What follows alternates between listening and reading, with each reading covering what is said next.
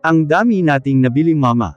I can't wait to play with my toys when we got home. Tuwang-tuwa ang anak ko habang nasa loob na kami ng kotseng sinakyan namin kanina. Totoong marami kaming nabili, at halos lahat ng iyon ay mga damit at laruan ni Owen. Sinubukan kong wag na lang akong bilhan ni Oliver, dahil hindi naman kailangan, at sino ba ako sa buhay niya? Pero hindi ito nakinig sa akin, siya na halos lahat ang kumuha ng mga damit na gusto nito. Kaya heto, habang binabaybay namin ang daan papunta sa kung saan man. Hindi na magkamayaw sa tuwa ang anak ko, habang tinitingnan ang mga paper bags dito sa likod, kung saan kami nakasakay.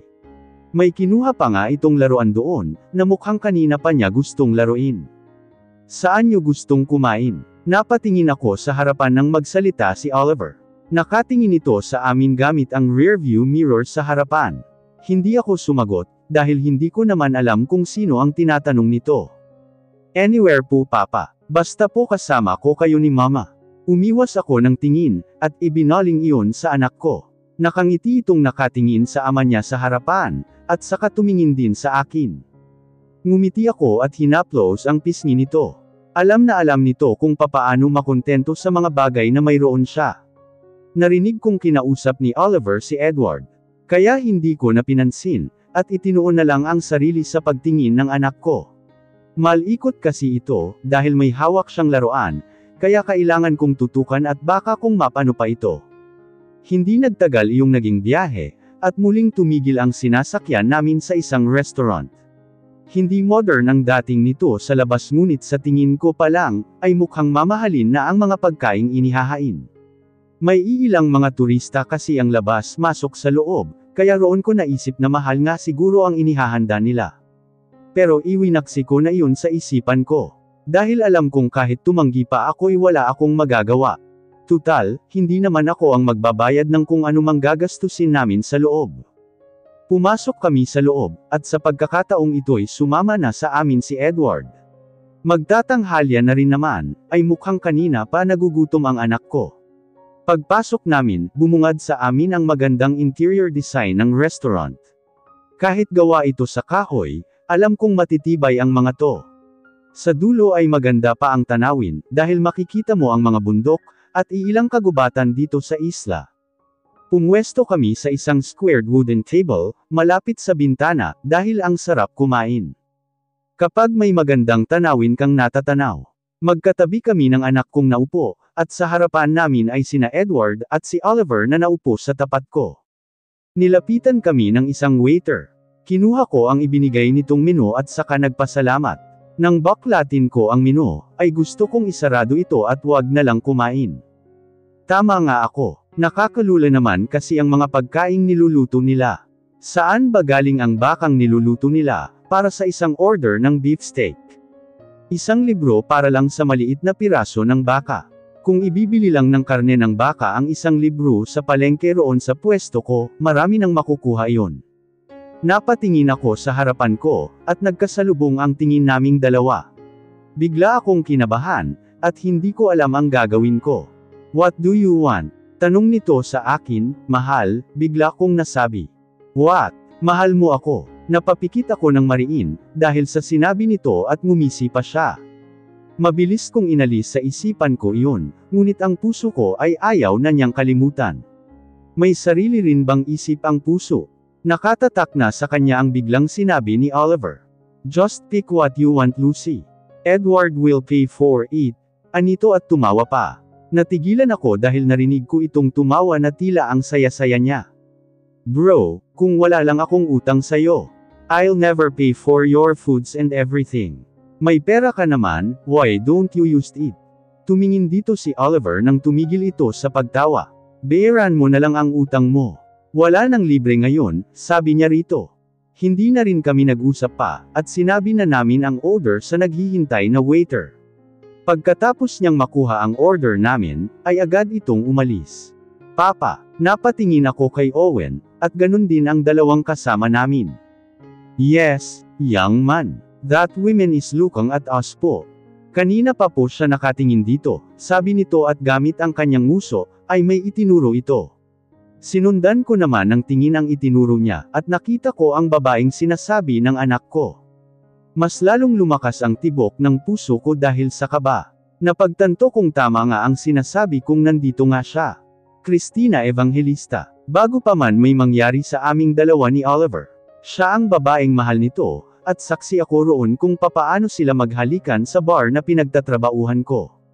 Siya ang nauna, at alam kong hindi magtatagal ay babalik si Oliver sa kanya. Dahil sino ba naman ako? Ako lang iyong pinakasalan dahil nabuntis, ngunit hindi ako iyong mahal. Ako lang iyong nanira ng relasyon, at dapat silang dalawa ang pumirma sa isang marriage contract. Hindi ako. Kahit baliktarin ang mundo, wala ang pangalan ko sa kwento nilang dalawa. Hay! Hindi ko namalayan ang paglapit nito sa pwesto namin, at nakangiting nagpalipat-lipat ang tingin. It's nice to see you guys here, sabi pa nitong nagbigay kilabot sa buo kong katawan. Hindi ko maintindihan, at gusto ko na lang na umalis kami ng anak ko. Nandito siya at dapat ay wala ako rito, kami ng anak ko. Chris Aquino. Biglang sabi ni Edward na nagpabalik sa amin sa realidad. Biglang bumalik sa akin ang alaala noon sa bar, kung saan tinawag niya itong Chris Aquino at napagtanto kong naruroon nga si Edward noon. Malaki na ang pinagbago niya ngayon. Kaya hindi ko agad siya nakilala. Shut up, Ed Kaluwag. Umalis ka riyan at mauupo ako. Agad namang umalis si Ed at kinuha nito ang isang pang-isahang upuan sa bakanteng mesa, at inilagay iyon sa tabi ni Owen. Habang si Christina ay naupo sa tabi ni Oliver. Ang kabang kaninang nararamdaman ko, ay unti-unting naglaho at napalitan ng isang kirot sa dibdib. Nakikita ko kasi silang dalawa, magkatabi sa iisang upuan, at nakatingin sa isa't isa. Nai-imagine ko ang buhay nila na wala kami roon. Kung hindi kaya ako nabuntis noon. Siguro, kasal na silang dalawa, may mga anak na at masayang nagsasama. She's really pretty po, mama. Sabi ng anak ko na agad kong sinang-ayunan. Totoo namang maganda si Christina. May maputi siyang balat, magagandang mga mata at makinis na kutis. Maganda rin ang hubog ng kanyang katawan, at galing pa siya sa isang mayamang pamilya. Kaya kahit ano ang gawin ko, walang-wala akong laban sa kanya. Pinakasalan lang ngunit hindi minahal. Thank you. You're really cute. Nagsasabi ka ng totoo, sagot nito sa bata nang ibaling niya ang tingin dito. You must be Owen Garces. Yes po, sagot ng anak ko, matapos nitong marinig ang buo niyang pangalan. Tumawa si Christina, at ibinaling nito ang tingin sa akin. Kaya agad akong napaayos ng upo, at hindi makatingin sa kanya ng diretsyo. And you must be his mom. Lucy Garces. Correct me if I'm wrong, aniya na tinanguan ko lang. Oh, nice to meet you. Ikinagagalak ko rin na makilala ka, Christina. Tila ba may nakabara sa lalamunan ko, habang sinasabi ang mga katagang iyon. Ang sikip-sikip na rin ng dibdib ko. Gusto kong umalis ngunit ayaw namang gumalaw ng mga paa ko. Ayaw ko ring mag-eskandalo, at ayaw ko ring magtanong sa akin ang anak ko ng mga bagay na hindi ko kayang sagutin. Kaya kahit hindi ko kayang tignan ang eksena, habang kumikislap ang mga mata ni Oliver na nakatingin sa kanya. Tinitiis ko dahil lang sa anak ko. Nakayuko lang ako habang kumakain. Tahimik lang ako at ayaw kong magangat, dahil naninikip ang dibdib ko. Hindi ko rin maintindihan kung bakit maging ang anak ko'y tahimik din sa tabi ko. Siguro'y nakakaramdam ito na wala sa kanya ang buong atensyon ni Oliver. Nga pala, there's party para sa mga empleyado this week. A welcome party for those new employees. You should come, Oliver. Para sa inyo yung party, narinig kong sabi ni Christina. Nang dumating ang order namin, ay hindi na ito umalis sa kanyang pwesto. Bagkus, nag-order din ito ng kanya, at sa amin na nakisabay. Kanina pa rin ito nagsasalita, at tanging si Oliver lang ang kanyang kinakausap. Alam kong nasa iisang trabaho lang silang dalawa. Hindi ako bulag o tanga. Ayaw ko lang na magtanong, dahil alam ko ang lugar ko, kasal lang kaming dalawa sa papel. I'll think about it, Christina. Sure. I'm looking forward for it. I hope to see you there, sagot ni Christina. Mabilis na tumakbo ang oras. Sa buong durasyon nito'y tahimik lang kami ng anak ko, maging si Edward ay bigla rin ang pananahimik. Para bang wala kami sa kanilang tabi, at nag-uusap lang na parang magkaibigan lang. Ngunit hindi nakatakas sa paningin ko ang parehong kislap sa kanilang mga mata. May mga eksenang pumapasok sa isipan ko, ngunit agad ko ring iwinaksi. May mga ideyang tumatakbo rito, ngunit mabilis kong kinakalimutan. Ayaw kong mag-conclude, dahil hanggat wala akong sapat na ebidensya, wala akong maipangtatapat sa kanya. Hindi ako manhid at ramdam ko iyon. Ramdam kong hanggang ngayon mahal pa rin ni Oliver si Christina. Mahal mo pa ba siya? Agad kong tanong nang makauwi kaming tatlo. Agad naman umakyat ang anak ko sa taas, dahil sa excitement na nararamdaman nito sa kanyang mga baniling laruan. What do you mean? Ngumiti ako. Naglakad ako papalapit sa pang-isahang sofa at naupo roon. Si Christina, mahal mo pa ba? Tukoy ko sa babaeng minahal niya ng una, at hanggang ngayon mahal pa rin niya. Will you stop asking nonsense? Sagutin mo na lang ang tanong ko, Oliver. Mahal mo pa ba? Pagpuputol ko sa sasabihin nito, at medyo napalakas ang boses ko. Kaya nakita ko ang pagbabago sa kanyang ekspresyon na kanina lang ay kalmado. Ngayon napapansin ko ang naghahalong emosyon sa kanya.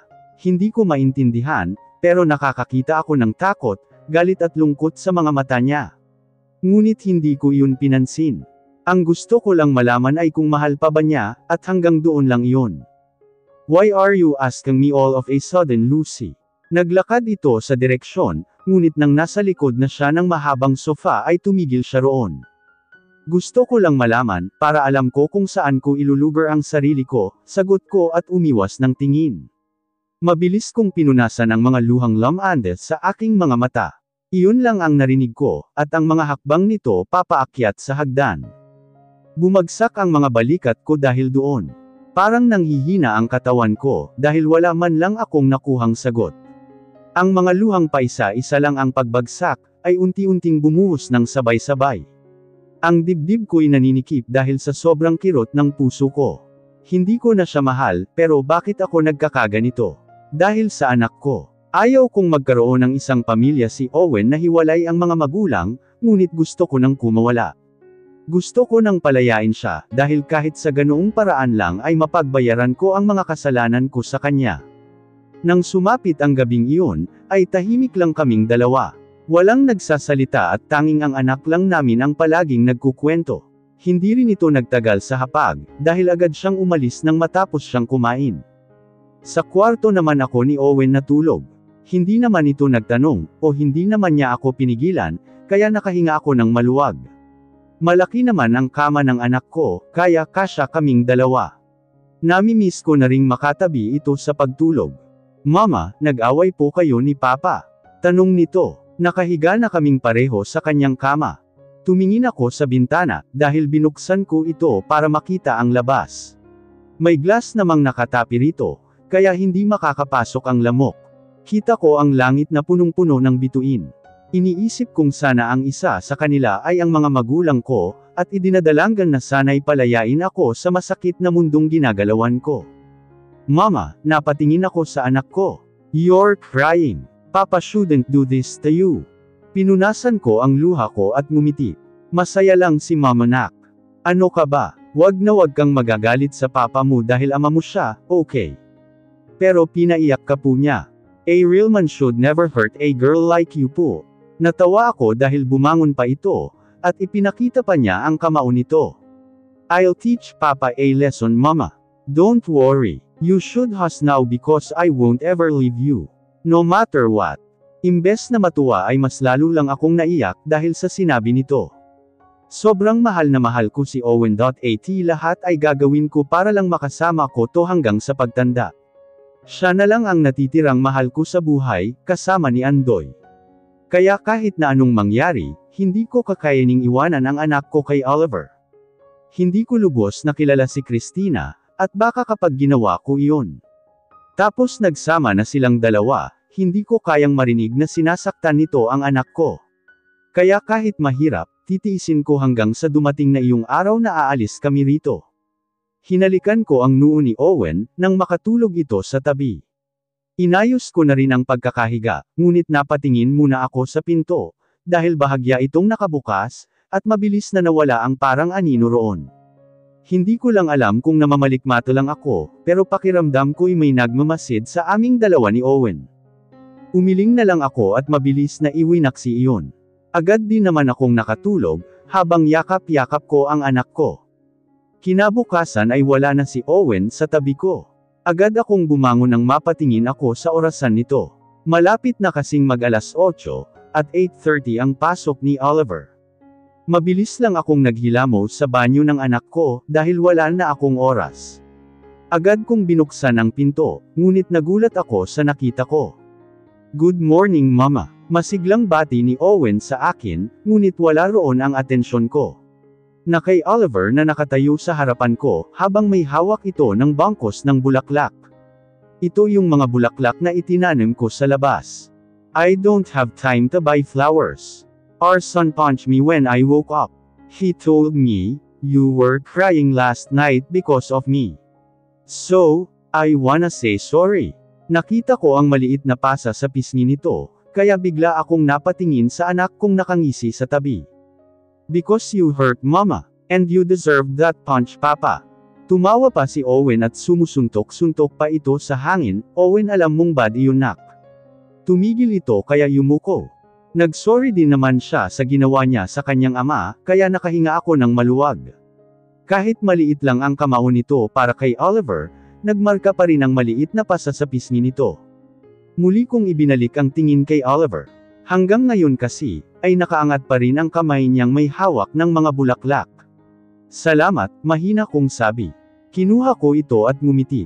"Yee, kiss na yan." Sabay naming ibinaling ang tingin kay Owen, at sinaman ko ito ng tingin, ngunit si Oliver ay nginitian lang ang anak.